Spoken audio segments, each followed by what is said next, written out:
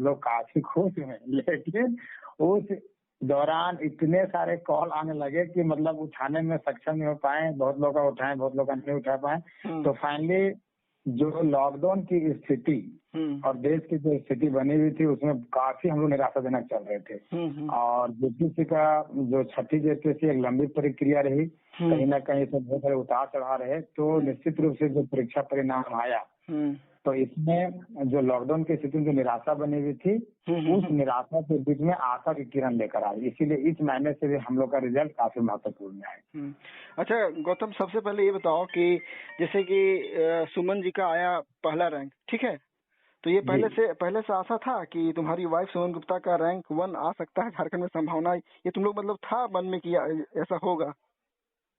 नहीं, ऐसा तो नहीं सोच रहे थे कि प्रथम रैंक आएगा, लेकिन ये मन में आशा थी, दृढ़ विश्वास था कि दोनों एक अच्छे नंबर से अच्छे रैंक से पास करेंगे। और हम लोग शुरू से यही मनोकामना कर रहे थे कि दोनों को सेम पोस्ट में सफलता मिल जाए। अच्छा। तो हम सबसे ज्यादा खुशी हुई कि दोनों को प्रशासनिक सेवा मिला। जबकि हम पुलिस सेवा को वरीयता दिए थे, लेकिन नहीं मिला, तो दोनों को एक पोस्ट मिलने से खुश हुए और इन्हें प्रथम रैंक मिला।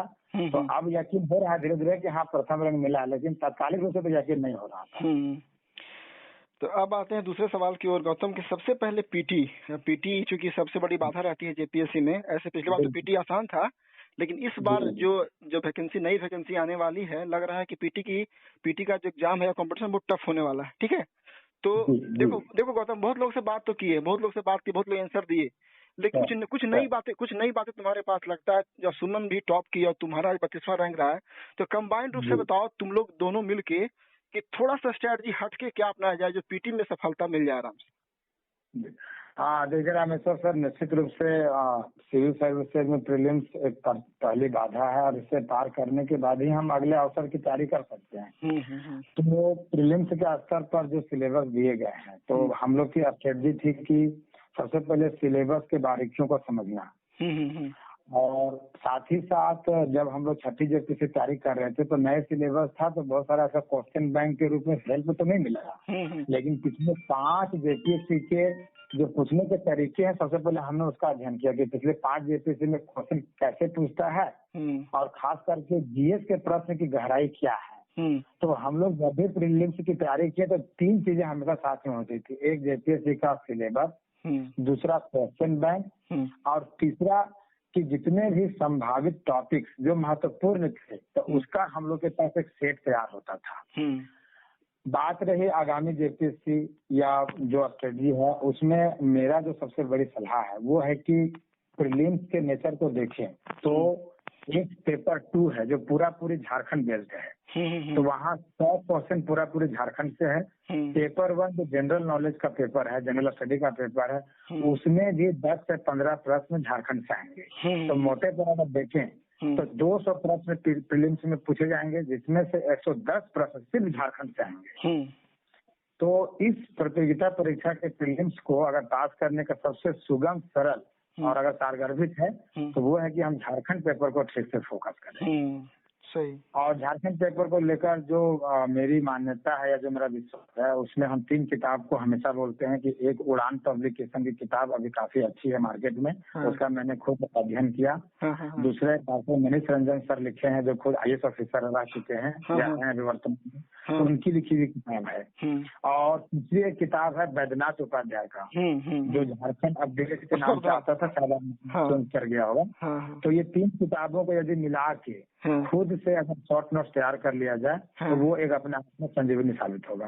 बात रही जीएस पेपर में, तो उसमें हिस्ट्री से 15 क्वेश्चन है, ज्योग्राफी से 10 है, इकोनॉमिक्स से 10 है, साइंस से 15 क्वेश्चन है, मिसलेनियस से 15 क्वेश्चन है। तो उसमें भी कुछ ऐसे पोर्शन है जहां हम अगर अच्छे से काम करें तो अच्छा स्कोर कर सकते हैं। मेरा मानना है कि यदि 200 प्रश्नों में 125 या 130 प्रश्न हम सॉल्व कर देते हैं पूरी तरह से नेगेटिव हटा के, हालांकि इसमें नेगेटिव मार्किंग अभी तक तो नहीं डाला है, लेकिन आगामी जेपीएससी हो सकता है नेगेटिव करें, तो हम लोग का यही शुरू का स्ट्रेटजी था कि रिसोर्सेस को सिलेक्टिव किया जाए, बार बार रिसोर्सेस को पढ़ा जाए, और जब लगे कि तैयारी अच्छी हो चुकी है तो कम से कम प्रीलिम्स से 6 महीना पहले टेस्ट सीरीज का टारगेट लेना चाहिए। कोई भी एक अच्छे कोचिंग में टेस्ट सीरीज देना बहुत जरूरी है। सही है, सही है, अच्छा रहा है। अभी थोड़ा सा इसी में पूछ लेते हैं, चूंकि अभी हुआ क्या है ना, जेपीएससी का जो पेपर 2 है उसमें 12 सवाल आ रहा है इससे, सीएनटी और एसपीटी एक्ट से, ठीक है ना। हाँ, तो उसके लिए कोई स्ट्रेटजी है तो बता दो, सीएनटी एसपीटी एक्ट के लिए। सीएनटी एसपीटी को लेकर जो हम लोग तैयारी जिस समय कर रहे थे, तो एक हम लोग एक सर से हम लोग थोड़ा हेल्प लिए थे। वो स्पेशल उस पेपर से पीएचडी किए थे, तो उनको बोले थे कि सर सीएनटी एसपीटी को लेकर कुछ हमें अपना ड्राफ्टिंग किया हुआ दीजिए। तो जो महत्वपूर्ण सीएनटी एसपीटी के जो अनुच्छेद है, जो आर्टिकल है, वो लिखाए थे। बाद में फिर हमने मनीष रंजन की किताब को देखा और उड़ान को देखा, तो दोनों में सीएनटी एसपीटी को लेकर अच्छा मटेरियल दिया हुआ है। तो प्रतियोगी छात्रों को हम कहेंगे कि दोनों का मटेरियल आप जरूर पढ़ें। सही है, सही। अब आते हैं गौतम मेंस की ओर, ठीक है। मेंस में इतना बड़ा पड़ाव है, 4 पेपर है, 1 लैंग्वेज है, तो बाकी सब लोग से, चूंकि तुम लोग अच्छा रैंक आया है, रैंक 1 और रैंक 32 है ना, तो अभ्यर्थी बाकी छात्रों से तो थोड़ा सा स्ट्रेटजी अलग रही होगी, तो मेंस के लिए तुम्हारी क्या स्ट्रेटजी है, थोड़ा शेयर कर दो। और निश्चित रूप से सिविल सर्विसेज की सबसे बड़ी जो तैयारी होनी चाहिए, या हमारी तैयारी की जो अधिकांश जो परिश्रम होना चाहिए, वो मेंस पर, क्योंकि मेंस ही वो चीज है जहां से हम स्कोरिंग करके अच्छे रैंक ला सकते हैं। जहाँ पर जेपीएससी मेंस का स्ट्रक्चर और स्ट्रेटजी की बात रही, तो 4 पेपर जीएस के पेपर है जो सभी के लिए कॉमन है। पहला पेपर जो है वो कंपलसरी पेपर है, जिसमें 30% लाके आपको न्यूनतम पास करना ही है। सेकंड पेपर लैंग्वेज का पेपर होता है, जहां आप रीजनल या रूरल या ट्राइबल लैंग्वेज चूज कर सकते हैं। जैसे मेरी और सुमन का जो लैंग्वेज पेपर था वो था खोरठा, और मुझे यह कहते हुए काफी खुशी हो रही है कि आस्था इस अकेडमी के एक प्रतिष्ठित और सारगर्भित और सरल सहज स्वभाव से पढ़ाने वाले जिनसे मेरी बात हो रही है, वो यार कोई नहीं, रामेश्वर सर है, जिन्हें हम सामान्यतः भैया ही कहते थे। हमको याद है गौतम, जब तुम पहली बार आए थे हजारीबाग, है ना, याद है जी? जब तुम्हारे भैया लेके हजारीबाग आए थे, ठीक है, हाँ, और उसमें दृष्टि में कोचिंग करने के लिए सारी बात चल रही थी, और जो एकदम यूपीएस से उत्साहित है, तो उसमें उस समय का समय और अभी का समय देखो, समय बीत गया, लेकिन वही सफलता, आखिर संघर्ष करने की सफलता मिली ही, ठीक है ना। तो बड़े हमारी जो दिल्ली की जर्नी थी, शुरुआती दौर में उस जर्नी को सरल बनाने में आपका और मैं अमरदीप भैया का नाम लेना भी नहीं, कटकम सांडी का अमरदीप, काफी मदद, बहुत खुश था अमरदीप, बहुत खुश था वो जी। तो खोरठा में आपके भी मार्गदर्शन मिला, और मेरे भैया जागो महतो हैं जो 3rd जेपीएससी डिप्टी कलेक्टर निकाले हैं अभी गढ़वा सदर के बीच में, तो वो भी खोरठा रखे थे 3rd जेपीएससी में, तो उनका भी लगातार मार्गदर्शन मिला। और कहीं ना कहीं हम लोग माय माटी मानव से जुड़े हुए हैं, तो हमारी मातृभाषा मदर टंग भी खोरठा है। तो इस बोलचाल की भाषा को हमने जेपीएससी पेपर में रखा। इसके फायदे भी भविष्य में होने वाले हैं, क्योंकि आम जनमानस हम क्षेत्रीय भाषा में आसानी से जुड़ सकते हैं। तो खोरठा रखने के पीछे इतने सारे रीजन थे, जिसमें आपका सहयोग मिला, भैया का सहयोग मिला, खुद का एफर्ट रहा, और हम समझते हैं कभी तो मार्कशीट नहीं आया, लेकिन उसमें उम्मीद है कि हमारा अच्छा मार्क्स आया होगा दोनों का। कल मार्क्स था, नहीं आया कल। हाँ, हमें जो लगता है कि जेपीएससी मेंस में सबसे ज्यादा वर्क करना है जीएस पेपर में, क्योंकि 4 पेपर हैं और 200 मतलब 800 नंबर का सिर्फ जीएस पेपर है। उसमें जो पेपर 1 है, जिसमें हिस्ट्री और ज्योग्राफी पढ़ना है, तो उसकी सिलेबस को देखते हुए थोड़ा सा हम लोग सेलेक्टिव हुए थे। अच्छा, सेलेक्टिव इसलिए हुए थे कि क्वेश्चन का जो पूछने का तरीका था, उसमें लग रहा था कि अगर हम सेलेक्टिव हो जाते हैं तो हम थोड़ा सा मतलब श्योर भी हो जाएंगे, और हमारा सिलेबस आसान होने से समय भी बचेगा। तो पेपर 1 में सर हम प्राचीन भारत और झारखंड का इतिहास लिखे थे, और ज्योग्राफी में लिखे थे फिजिकल ज्योग्राफी और झारखंड का ज्योग्राफी, जो वेरी गुड। लेकिन हाँ, भारत का भूगोल, आर्थिक भूगोल और जितने अन्य पोर्शन है, चाहे मध्यकालीन भारत या आधुनिक भारत, उसमें हम इतनी पढ़ाई कर लिए थे कि यदि क्वेश्चन ना पकड़ा तो एक सम्मानजनक आंसर लिख सकते हैं। और पेपर 1 के लिए जो हमने बुक अपनाया था, प्राचीन भारत के लिए हम एस.के. पांडे को पढ़े थे। बहुत अच्छी किताब है, नेट की तैयारी भी उससे हम मतलब क्योंकि हमारे भाई लोग करते थे तो वो मिला। और एक बुक एनसीईआरटी का भी हम हेल्प लिए थे। और झारखंड का इतिहास के लिए वही मनीष रंजन और बैद्यनाथ उपाध्याय की मदद से बनाए थे। और एक किताब हमें जागो भैया दिए थे। और उनका मैं नाम भूल रहा हूँ, मुझे याद हुई नहीं। राम कुमार तिवारी का राम कुमार तिवारी राइट। तो उनके राम कुमार तिवारी की किताब से हम सबसे ज्यादा प्रभावित हुए थे, ट्राइबल रिवोल्ट को लेकर। काफी अच्छा था। बहुत अच्छे ढंग से लिखा गया है।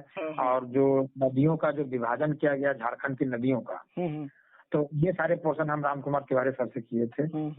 पेपर 2 में जो है उसमें मैं क्या बताऊं, फिर से मैं आपका नाम लेना चाहूंगा क्योंकि पब्लिक एडमिनिस्ट्रेशन आपका ऑप्शनल पेपर है, बीपीएससी को लेकर आप शुरू से रखते हैं। तो पेपर 2 में Indian polity, Indian constitution, public administration and good governance पढ़ना है। तो इंडियन कॉन्स्टिट्यूशन और इंडियन पॉलिटी को लेकर हम लक्ष्मीकांत को ही प्रायोरिटी दिए और उसी को आधार बनाए। सही। और पब्लिक एडमिनिस्ट्रेशन में आप हमें खुद प्रॉपर नोट्स दिए थे और कुछ 1-2 सीनियर से लिए थे। तो वो मतलब पेपर 2 काफी मॉडरेट है, उसको आराम से तैयार किया जा सकता है और उसमें ज्यादा कुछ ये नहीं है कि बहुत ज्यादा वेरिएबल है या कुछ है। अब आता है पेपर 5 जिसमें इकोनॉमिक्स पढ़ना है।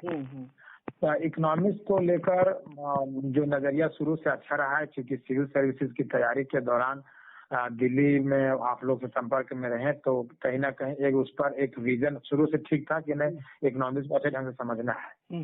तो यूपीएससी प्रतियोगी छात्र होने के कारण हमें यूपीए इकोनॉमिक्स में फायदा मिला और कुछ नेट से जानकारी लिए, कुछ नोट्स मिले और 1-2 प्रॉपर किताब पढ़े, खास करके एनसीईआरटी का माइक्रो इकोनॉमिक्स पढ़े थे, जिसमें खास करके डिमांड, कंज्यूमर मार्केट और इन्फ्लेशन वगैरह को समझने में मौका मिला था। और जो झारखंड का इकोनॉमिक्स है वो यहाँ के लोकल इंस्टीट्यूट से हमें फायदा मिला था। और भैया जो पेपर 3 से है साइंस वाला, जो साइंस एंड टेक्नोलॉजी है, तो निश्चित रूप से नैसर्गिक रूप से हम साइंस शुरू से ठीक रहा, क्योंकि आईएससी का मेरा बैकग्राउंड रहा है। तो साइंस में ज्यादा दिक्कतें नहीं आई, क्योंकि फिजिक्स में बहुत ज्यादा नहीं पढ़ना था। बायोलॉजी में अच्छे जैसे बायोमोलिक्यूल्स को पढ़ लेते, एंजाइम हार्मोन्स हो गया, या जो हमारा बॉडी सिस्टम है, रेस्पिरेटरी सिस्टम, ब्लड है, और जैसे जो जेनेटिक्स है, ये सब हम अच्छे क्वेश्चन को देख लेते। तीसरा जो एग्रीकल्चर है साइंस में, तो वो शुरू से मेरा अच्छा जुड़ाव है, एग्रीकल्चर को बढ़िया से पढ़े थे। चौथा जो उसका पोर्शन है एनवायरमेंटल है, तो उसके लिए जो हम प्रॉपर बुक पढ़े थे एनवायरमेंटल साइंस के लिए, वो पढ़े थे दृष्टि द विजन का एनवायरमेंटल बुक पढ़े थे। अच्छा। और 5वीं जो साइंस एंड टेक्नोलॉजी है, तो चूंकि वो करंट बेस्ड था, तो यूपीएससी का proper note CTBT, NBT, missile programme, या जो हमारा बार्क है, या हमारा जो अपना अंतरिक्ष कार्यक्रम है इसरो द्वारा, तो संभवतः लगभग अच्छा होता। हमें लगता है कि सिर्फ मेरा सबसे अच्छा नंबर 10% हो। इस पूरे मेंस की तैयारी में जो हम प्रतियोगी छात्रों से ये कहना चाहेंगे कि चाहे आपको नोट्स कहीं से भी मिले या बुक का जो भी स्रोत ले, लेकिन मेरा शुरू से मानना है कि आप अगर किसी कोचिंग का नोट्स लें कोई दिक्कत नहीं है, सीनियर का नोट्स ले कोई दिक्कत नहीं है, लेकिन खुद से एक बार जरूर नोट्स बनाए टाइम देकर, चाहे आप उसको शॉर्ट बनाए या लॉन्ग बनाए, लेकिन नोट्स खुद से बनाए। दूसरी बात है कि एक तो आपका नोट्स प्रॉपर वे में होना चाहिए, दूसरा कि आपका की पॉइंट्स होना चाहिए। की पॉइंट्स इसलिए होना चाहिए कि 11th आवर में आप रिविजन करके एग्जाम बढ़िया से दे सकते हैं। क्योंकि सर हमें हमेशा आभास लगा कि अगर एग्जाम हॉल में 4 से 5 पॉइंट भी अच्छे से डील कर दिया जाए तो हम आराम से लिखने में कामयाब हो जाते हैं। और चौथी जो सबसे बड़ी बात है, मेंस में भी ऑब्जेक्टिव है, और वो ऑब्जेक्टिव 160 नंबर का है। चारों पेपर को यदि जोड़ दें तो 160 नंबर का ऑब्जेक्टिव है, और वो अपने आप में फाइनल टच देने में बहुत महत्वपूर्ण है। उस पर हम लोग बहुत वर्क किए, इसलिए हम लोग मेंस को भी संक्षिप्त नोट्स बनाए थे ऑब्जेक्टिव के दृष्टिकोण से कि हमारा 40 नंबर नहीं छूटा, और उसमें भी हमें लगता है कि 160 नंबर में हम लोग का अच्छा नंबर आया होगा, इसलिए रैंक भी अच्छा मिला। कितना गौतम कितना सही किए थे ऑब्जेक्टिव? भैया मेरा एवरेज सही हुआ था 16 से 17 क्वेश्चन, और सुमन गुप्ता का सही हुआ था 17 से 18 क्वेश्चन। वाह, तो इसमें बहुत नंबर आ गया होगा, क्योंकि उसमें मतलब 160 में हम लोग का 140 के आसपास मार्क्स आया है। अगर 32 का एवरेज से है तो 140 पार करेगा, सही बात। इसीलिए तुम लोग का जो रैंक है इतना अच्छा होने का कारण यही है, ऑब्जेक्टिव अच्छा चला गया। जी ठीक है गौतम, अब आते हैं ये सबसे मेंस में हमको क्या लगा तुमसे बात करके, बाकी सब लोग से बहुत हम बात किए। थोड़े सुधार करना चाहूंगा कि मेंस में चाहे आप नोट्स बना लीजिए या इंस्टीट्यूट में पढ़ लीजिए, लेखन कला कम से कम 6 से 8 महीना करना ही पड़ेगा। और प्रॉपर गाइडेंस में अगर बच्चे दिल्ली में हैं तो आस्था एस अकेडमी से करें, क्योंकि आस्था एस अकेडमी पूरी तरह से डेडिकेटेड है बीपीएससी, जेपीएससी, यूपीएससी या अदर पीसीएस को लेकर काफी डेडिकेटेड, जिसका मैंने भी आपसे फायदा उठाया। सबसे पता है सबसे अभी जो हम बात तुमसे कर रहे थे मेंस का, तो सबसे जो एक बात निकल के मेन बात क्या निकल के आया कि फुट नोट्स अपना जो की पॉइंट्स है जरूर उसको बनाएं। सही बात है कि आप किसी का नोट्स पढ़ते हैं लेकिन लास्ट आवर में जब रिवाइज करना है आपको और एग्जाम हॉल में बस जाना है आपको, मतलब 1 घंटे बाद 2 घंटे बाद जाना है, तो लास्ट आवर में वो की पॉइंट्स ही काम आता है ना, वही की पॉइंट्स काम आता है। तो ये सबसे बड़ी बात निकल के आई। अब गौतम आते हैं इंटरव्यू की ओर, ठीक है? तो किसके बोर्ड में इंटरव्यू था, कुछ याद है? इंटरव्यू मेरा ऐसे अल्फाबेटिकल में बोर्ड सी था, अध्यक्ष का नाम था चतुराज सर। तो चतुराज सर का मेरा बोर्ड था। अच्छा। और सुमन जी का किनके बोर्ड में था? उनका था कोई साहू करके थे, साहू सर का बोर्ड था। Sahu sir board. अच्छा। त्रिवेणी कुमार साहू समथिंग। अच्छा। तो जब इंटरव्यू दे के निकले, ठीक है, तो क्या लगा कि तुमसे बोर्ड संतुष्ट था? तुमने जो परफॉर्म किया बोर्ड में? जी बिल्कुल ये काफी प्रासंगिक प्रश्न है, हर प्रतियोगी छात्रों को जानना चाहिए। निश्चित रूप से मेरा इंटरव्यू 26 फरवरी को था और हमें याद है कि लंच के बाद मेरा इंटरव्यू पड़ा, लगभग 2:30 से 3 बजे का समय हो रहा था। तो इंटरव्यू को लेकर काफी आश्वस्त थे, क्योंकि कहीं ना कहीं पुलिस सेवा से जुड़े हुए थे, तो ये लग रहा था कि पुलिस सेवा से प्रश्न आएंगे। साथ ही साथ मेरा ऑनर्स पेपर संस्कृत है, तो वो भी अपने आप में यूनिक था। तो इस 2 पोर्शन को मैंने अच्छे से पढ़कर गया था, सीनियर लोग का मार्गदर्शन मिला था कि नहीं ये 2 पोर्शन को देख कर था। तो हमसे लगभग 21 प्रश्न पूछे गए थे। अच्छा। और मुझे ठीक से याद है कि 21 में लगभग 18 प्रश्नों का हम जवाब दिए, 1 प्रश्न में आधा जवाब दिए और 2 प्रश्न में हम सॉरी बोल दिए। तो बोर्ड बहुत खुश नहीं था, लेकिन हमें लग गया था, थोड़ी हल्की मुस्कान थी उन लोगों के बोर्ड में। और हमें जो सबसे ज्यादा प्रभावित किया था उस बोर्ड ने कि उस बोर्ड मेरा इंटरव्यू के दरमियान में उन लोगों ने कहा कि गौतम जी, हम आपसे इसलिए ज्यादा प्रभावित हैं कि आप एक संस्कृत पेपर ऑनर्स करके आए हैं और संस्कृत ऑनर्स किया हुआ अभी तक कोई विद्यार्थी मेरे बोर्ड में नहीं आया है। तो हम इसे बहुत प्रभावित हैं। तो हमें लगा कि ये जो हमें रिमार्क मिला है मेरी सफलता है। तो ये विश्वास के कारण से मेरा इंटरव्यू अच्छा गया। और उसमें हमसे पुलिस सेवा से पूछा गया था कि पुलिस में क्या सुधार करना चाहिए, पुलिस का क्या महत्व है, पुलिस की कुछ इतिहास बताइए। उसके बाद संस्कृत में कालिदास की चर्चा की गई, अभिज्ञान शकुंतलम के विषय में। और इसमें ये जो उस समय का मामला था नागरिकता संशोधन अधिनियम CAA, तो उसको लेकर पूछे गए। निर्भया केस को लेकर प्रश्न पूछे गए। और कुछ क्वेश्चन मौलिक थे जो झारखंड से संबंधित, झारखंड की संस्कृति को लेकर।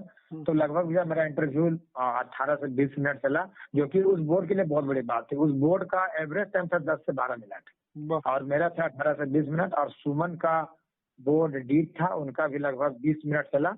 और उनकी सबसे बड़ी बात है कि सारे प्रश्नों का उत्तर देने में कामयाब हुई। बहुत अच्छा। तो इंटरव्यू की तैयारी के लिए हम 2-3 मौके इंटरव्यू दिए थे, लेकिन खुद का आत्मविश्वास अच्छा था। मेरा आत्मविश्वास ही मेरा इंटरव्यू का सबसे बड़ा मार्गदर्शक बना। अच्छा, अभी गौतम बात करने क्रम में एक क्रॉस क्वेश्चन अभी लगता है आया है, मतलब एक और आया सवाल आ गया मेरे मन में आ गया कि जब संस्कृत ऑनर्स था, ठीक है, तो फिर क्षेत्रीय भाषा खोटा का चयन क्यों? और निश्चित रूप से एक प्रतियोगी छात्र होने के नाते मेरी सर्वप्रथम प्राथमिकता थी कि हमें सिलेक्शन लेना है। पिछले 5 जेपीएससी के रिजल्ट को मैंने आकलन किया, सीनियर पे मिले, उन्होंने हमें सजेस्ट किया कि संस्कृत एक अच्छा पेपर है, लेकिन अगर सिलेक्शन लेना है, स्कोर लेना है तो रीजनल लैंग्वेज रखा जाए। मैंने भी काफी लोगों से मिला और हाल ही मैंने डिसीजन लिया कि नहीं, हम खोटा लेकर करेंगे। हाँ, संस्कृत में मेरी इतनी पकड़ है कि हम उस पेपर से भी कामयाबी हासिल कर सकते। जैसा कि मैंने संस्कृत से हाई स्कूल टीचर निकाला, दरोगा निकाला, तो निश्चित रूप से संस्कृत हमारी प्रमुखता थी। लेकिन भैया इस छठे जेपीएससी को हम मिस नहीं करना चाहते थे और एक अच्छे स्कोर के साथ हम चयन होना चाहते थे। जैसा कि अभी आपके सामने में 32वां रैंक लाकर और सुमन गुप्ता पहला रैंक, दोनों खोटा के माध्यम से सक्सेस किए हैं। Very good. दूसरी हमें जो सबसे बड़ी फायदा है कि खोटा एक रीजनल लैंग्वेज है और संस्कृत की सभी भाषाओं की जननी है। तो एक भाषा तो मैंने संस्कृत को पढ़ ही रखा था, इसी बहाने मुझे नई भाषा पढ़ने को मौका मिल गया। तो इस मौके को मैंने हाथ से जाने नहीं दिया और मैंने एक अच्छे डिसीजन के बाद कक्षा का अध्ययन किया, आराम से पढ़ा, डूब के पढ़ा और अब नतीजा आपके सामने है। तो लैंग्वेज को लेकर मेरा कोई किसी प्रकार का असमंजस की स्थिति नहीं थी। ठीक है गौतम, अभी हमको जितना रिजल्ट हम देखे पूरे झारखंड में, उसमें हमको लगता है कि इस बार हजारीबाग नंबर 1 पे हमको लग रहा है, क्योंकि हजारीबाग का परचम लहराया है इस बार। बिल्कुल हजारीबाग से बहुत रिजल्ट है। पिछले बार हमको याद है गौतम, पिछले बार या उसके पहले गिरिडीह आता था पहले नंबर 1 में, ठीक है, लेकिन इस बार हजारीबाग से रिजल्ट काफी अच्छा है। और ऐसा सब लोग बोलते हैं, दिल्ली में ऐसे सब बात चलती है, सब लोग का मानना है कि हजारीबाग में अच्छा माहौल बन चुका है सिविल सेवा के लिए या परीक्षाओं के लिए। तो क्या लगता है वहाँ का माहौल से कितना फायदा मिला? निश्चित रूप से मेरी पढ़ाई हजारीबाग से ही हुई है और जेपीएससी की तैयारी तो पूर्णतः हजारीबाग से ही किए हैं। तो यहाँ का माहौल एक तो पर्यावरणीय दृष्टिकोण से काफी अच्छा है, यहाँ का क्लाइमेट बहुत अच्छा है, खाने पीने की कमी नहीं है और बहुत कुछ अच्छे प्रतिष्ठित इंस्टीट्यूट हैं। साथ ही साथ हजारीबाग में पिछले कई अरसे से सिविल सर्विसेज में अच्छा रिजल्ट आने के कारण से सीनियर लोग का शुरू से यहाँ एक मार्गदर्शक के रूप में उभरे हैं। तो ऑल ओवर हम यही कह सकते हैं कि लाइब्रेरी का होना, यूनिवर्सिटी का होना, एक अच्छा माहौल होना और जिला मुख्यालय से सभी गांवों का जुड़ाव होना, तो कहीं ना कहीं एक रिवॉल्यूशन है, एक चेंजिंग है कि हजारीबाग अब सिविल सर्विसेज के क्षेत्र में आगे बढ़ रहा है। तो यहाँ के माहौल से हम लोग काफी फायदा उठाए, निश्चित रूप से काफी फायदा उठाए। बहुत बढ़िया। अब अंतिम सवाल की ओर आते हैं गौतम, बस अंतिम सवाल पूछेंगे, उसके बाद फोन रख देंगे क्योंकि बहुत लंबा हो गया है ना। तो मेरा अंतिम सवाल है कि मेरा अपना यूट्यूब चैनल है, उसका नाम है जोहार एडू कैंपस, है ना, यूट्यूब पे काफी पॉपुलर है। तो उसमें कई छात्र जेपीएससी 7 और 9 के लिए तैयारी कर रहे हैं, तो उन छात्रों के लिए क्या मूल मंत्र और क्या अंतिम संदेश होगा? सभी छात्रों का मेरा सबसे बड़ी बात है कि जो आने वाली परीक्षा है उसके लिए शुभकामनाएं देता हूँ, शुभ आशीर्वाद देता हूँ। और अगर रामेश्वर भैया के माध्यम से आप सभी लोग जुड़े हुए हैं तो अब आज से आप लोग समझ लीजिए कि गौतम से भी जुड़ गए हैं, सुमन से भी जुड़ गए हैं। Good, very good. और जितने भी भविष्य के जो आप लोग निर्माता है, अच्छे से पढ़ाई करें, सिलेबस को खूब ध्यान से समझें, क्वेश्चन बैंक को साथ में रखें, एक अपना प्रॉपर नोट्स बनाएं और जो कुछ किताबें हैं जिसका सच में पढ़ना चाहिए तो उन किताबों को अपने रिसोर्सेज में शामिल करें, बार बार रिवीजन करें, पीटी के स्तर पर टेस्ट सीरीज को दें, मेंस के स्तर पर लेखन कला को विकसित करें और अपने आचार विचार व्यवहार में भाषा की शुद्धता को बनाए रखें ताकि इंटरव्यू आपके फायदे होंगे। तो ऑल ओवर मेरा यही मानना है कि जितने भी सिविल सर्विसेज के प्रतियोगी छात्र हैं थोड़ा सा अपना नजरिया बदलें और आसपास की घटनाओं को भी देखते रहें। जीवन के सभी अंगों को उप अंगों के साथ अपने जीवन को सामंजस्य करें, परिवार को देखें, देश की जो भी स्थिति बन रही है उसे देश को भी करें और अपने आप को इस तरह से ढालें कि देश निर्माता में आप एक अहम साबित हो सके। चलो, बहुत अच्छा रहा, इतना अच्छा बातचीत रहा। हमको लगता है निश्चित ही ये सब जब लोग सुनेंगे जेपीएससी वाले जब जो तैयारी कर रहे हैं तो अच्छा मैसेज जाएगा। अभी तो लॉकडाउन है गौतम, सब तो घर में लोग कैद है। तो अंतिम लाइन तो हम भी यही कहेंगे कि कोरोना हारेगा और भारत जीतेगा, है ना? भारत जीतेगा। और मिलते हैं गौतम, जैसे क्या नाम बताएं?